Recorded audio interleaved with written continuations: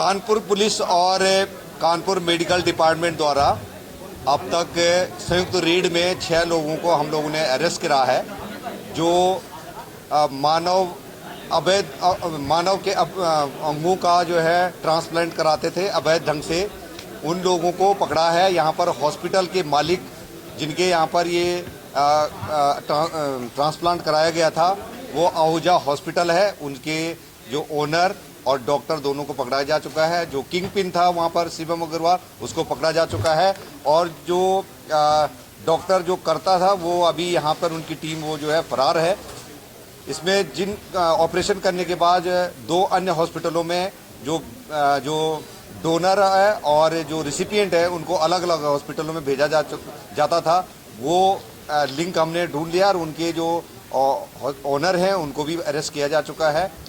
ये घटना इस प्रकार की, एक लड़का आयुष है जो डोनर है, जो MBA का स्टूडेंट है और देहरादून में पढ़ता है, और एक रेसिपिएंट हैं पारुल तोमर, ये मेरठ की रहने वाली हैं। इनकी 8 साल से किडनी फेलियर का केस चल रहा था और पारुल के संपर्क में डॉक्टर अफजाल आते हैं।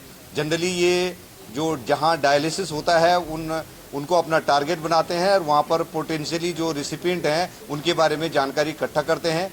फिर टेलीग्राम के आधार पे इन्होंने संपर्क करा है और ये आयुष लड़का जो है एक म्यूल अकाउंट को इसने ओपन करा है और ये साइबर से रिलेटेड भी इसका हमें बैकग्राउंड पता लगा है। और इसकी और अफजाल के बीच में आपस में बातचीत होती है और 6 लाख रुपए में किडनी डोनेट करने की बात आती है और इसको पैसे की आवश्यकता थी, तो ये लड़का यहाँ पर आकर के अपने एक किडनी को इसने डोनेट करने के लिए ये वहाँ पर ऑपरेट करा गया है और रेसिपिएंट भी आती हैं।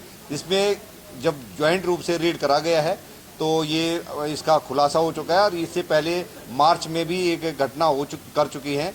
इस हॉस्पिटल में 7-8 लोगों का अब तक ये पता लगा है कि 7-8 लोगों का जो है किडनी ट्रांसप्लांट हुई है, जो इलीगल है, और इसमें हम लोगों ने अभियोग पंजीकृत कर दिया है।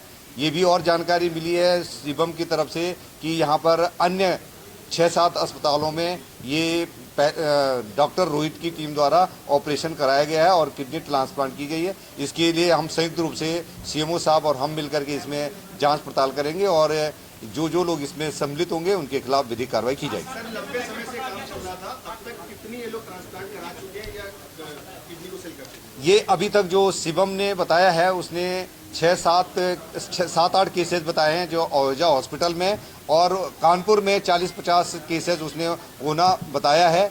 जिसमें खास बात एक है कि एक साउथ अफ्रीकन जो है लेडी का भी यहाँ पर ट्रांसप्लांट किया गया है। जनरली जो है रिलेटिव से ही जो है ट्रांसप्लांट जो रिश्तेदार होता है उनके द्वारा ही उनके से ही डोनेट किया जाता है और वो भी एक अधिकृत कमेटी है उसके माध्यम से होता है, परमिशन ली जाती है।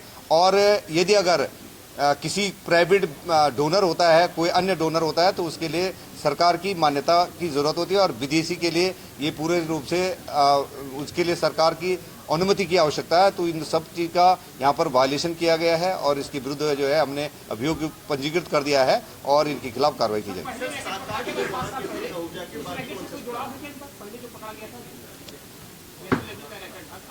अभी उसकी जांच पड़ताल की जा रही है। आहूजा के अलावा और कौन से अस्पताल थे, क्योंकि वहाँ भी हुआ है? ये अभी हम लोगों के कुछ अस्पताल का नाम आए हैं तो उन पे हम लोग जांच पड़ताल कर रहे हैं। संयुक्त रूप से CMO साहब की टीम और हमारी टीम काम करेंगे, तो इसमें जो लोग इसमें लिप्त हैं उनके खिलाफ कार्रवाई की जाएगी। लंबे समय से इस तरह का जो सिंडिकेट है पनप रहा था, क्या लगता है किसका संरक्षण था? ये अभी किसी का संरक्षण का नहीं लगे, बहुत ही गोपनीय ढंग से ये गतिविधि को अंजाम दिया जाता रहा है और कुछ इनपुट आ रहे थे, उस इनपुट के बेसिस पर हमने पूर्व में भी एक हॉस्पिटल को CMO साहब को अनुरोध किया था तो उन्होंने जांच पड़ताल करा है और उस हॉस्पिटल को बंद करा गया है। उसी के जिनका वो हॉस्पिटल बंद हुआ उन्हीं लोगों ने फिर अभी 5-6 दिन पहले एक नया हॉस्पिटल चालू कर दिया था और उस पर भी अब कार्रवाई की जाएगी। तो ये लगातार सूचनाएं मिलती हैं और हम लोग संयुक्त रूप से इसमें कार्रवाई कर रहे हैं। नहीं, डोनर के अभी वो उसके उनका उपचाराधीन है, आईसीयू में है। डोनर भी और रेसिपिएंट दोनों का इलाज चला। हमारे सरकारी हॉस्पिटल हैलेट में उनका उपचार करा और हमारे एक्सपर्ट डॉक्टरों के द्वारा उनका चिकित्सा का ध्यान दिया जा रहा है। चूंकि आहूजा अस्पताल के बाद जो पेशेंट थे ऑपरेशन होने के बाद दूसरे हॉस्पिटल में शिफ्ट किए गए, तो जिन हॉस्पिटलों में शिफ्ट किए गए क्या उनका रजिस्ट्रेशन था? सीएमओ साहब सामने बैठे हुए और इस तरीके के सैकड़ों अस्पताल पनप रहे हैं शहर के अंदर, जिनके पास ना कोई मानक है ना कोई रजिस्ट्रेशन है, तो इनकी चलाने की जिम्मेदारी या सीएमओ साहब ने अभी तक क्या कार्रवाई? जिस केस में 3 हॉस्पिटल अभी तक इन्वॉल्व थे, एक हॉस्पिटल आहूजा, दूसरा प्रिया और तीसरा मिडलाइफ।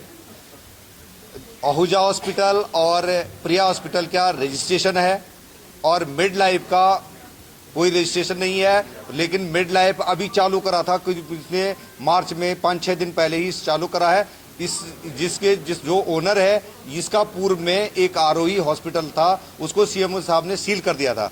तो अभी ऐसे जो अनधिकृत जो अगर हॉस्पिटल चल रहे हैं, उसके संयुक्त अभियान चला करके ऐसे के खिलाफ कार्रवाई की जाएगी। अभी जो हमारे 3 डॉक्टर ऐसे हैं जिनके बारे में पता लगा है, वो मेरठ के हैं, जो अफजाल के साथ के हैं, और डॉक्टर रोहित की टीम है, जिसमें एनेस्थीसियन, जिसमें सर्जन और उनके स्टाफ, वो लोग अभी हमारे पकड़ से बाहर हैं, उनसे पूछताछ होनी है। और वो जो खुद भी अपना मेडिसिन भी लेकर के आते हैं, सारा सिस्टम अपना लेके आते हैं, जो उन्हें सारी रिकवरी हमारे पास है। तीनों हॉस्पिटल की डीवीआर हमारे पास है, उसकी स्टडी की जा रही है। उनके मोबाइल फोन के उन्होंने डेटा डिलीट कर रखे हैं, उस पर भी हमारी टीम जो है काम कर रही है। अभी तक हमारे पास कानपुर का ही हम लोग कर रहे हैं, और इसमें क्योंकि एनसीआर के डॉक्टर्स के बारे में हायर सेंटर कौन था, इसके बारे में अब और आगे जांच पड़ताल की जाएगी। ये अभी हमें कोई आइडिया नहीं।